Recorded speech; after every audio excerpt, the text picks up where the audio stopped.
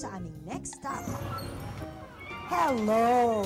Nandito naman tayo sa Aroma Pet para bigyan ng tender loving care si Jessie at si Logan.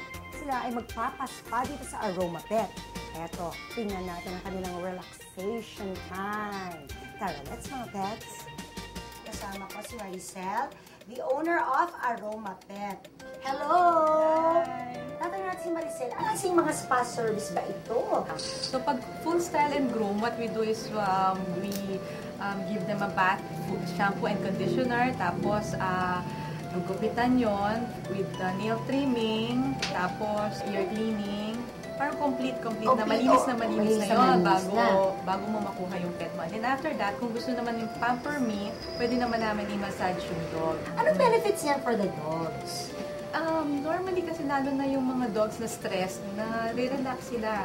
So, meron certain points, joints dun sa body nila na pinipress namin para na-relax sila. Yung sa paw nila, hindi na ganyan-ganyan, binibend, upward, downward, ganyan. Ay, gano'n. Oo, tapos parang tao din, ganyan. Nasi-stress din yan kahit paano. Okay, ayan, nakikita nyo, si Logan ay inuumpisa na at mamaya si Jessie rin. At para ma-relax ng todo ang pet dogs kung sina Jessie at Logan, grooming with matching spa ang treat ko sa kanila. Ayan, nagsimula na ang pampering ni Logan. Nagsimula na ang kanyang massage.